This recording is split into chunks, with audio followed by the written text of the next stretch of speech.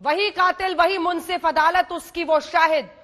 बहुत से फैसलों में अब तरफदारी होती है, या असदुद्दीन ओवैसी जी को ही हर फैसले में, हर अदालत के फैसले में अब तरफदारी दिख रही है? देखिए, मेरा मानना यह है कि ये जो अदालत का फैसला आया है, ये भारत की अदालत की तारीख का एक काला दिन है। मैं इसलिए ये बात कहता हूं क्योंकि सब लोग ये भूल रहे हैं कि 6 दिसंबर 1992 को तो वहां पर लोग जमा हुए थे। वो कैसे जमा हुए? किसने परमिशन दिया था? सुप्रीम कोर्ट ने दिया था।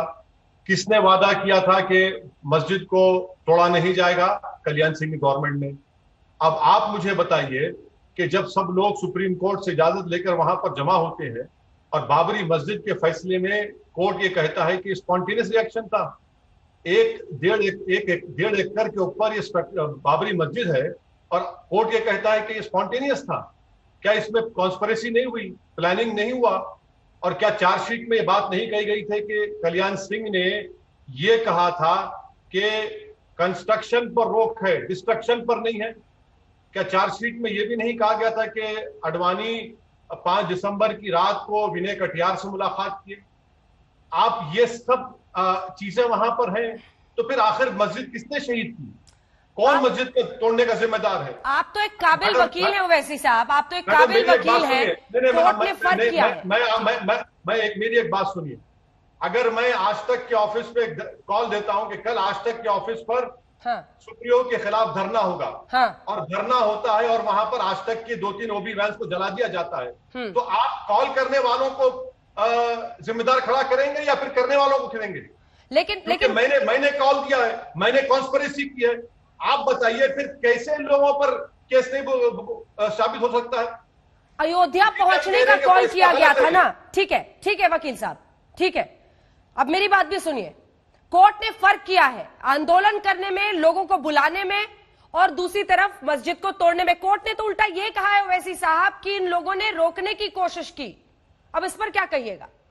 कोर्ट ने रोकने की कोशिश की? लोगों ने, इन नेताओं में से कुछ ने रोकने की कोशिश की कि मस्जिद को मत ढाइए। मेरे पास वीडियोस है, मैं कल डालूंगा, जिसमें साध्वी रितांबरा कह रहे हैं कि एक धक्का और दो, बाबरी मस्जिद शहीद तोड़ दो।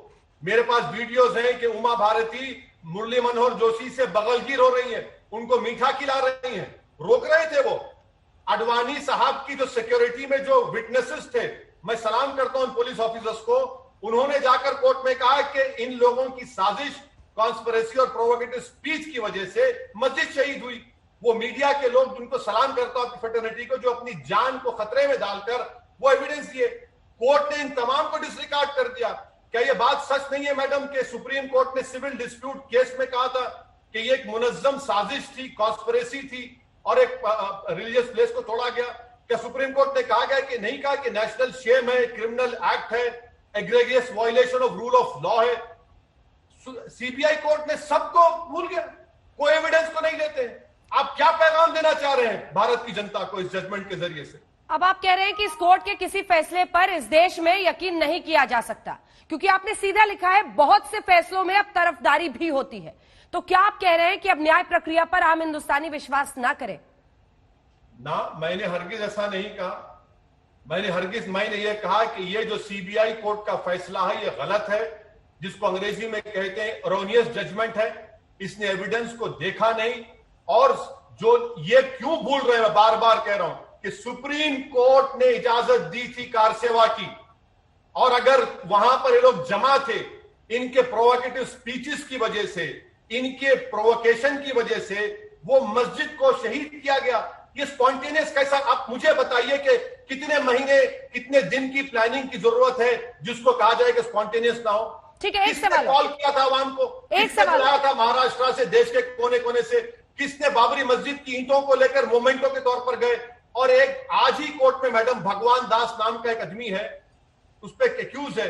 कोर्ट में जाने से पहले भगवान दास बोलता है कि मैं एडमिट करता हूं कि मैंने मस्जिद को शहीद किया, और बाहर निकलता है मुस्कुराते हुए।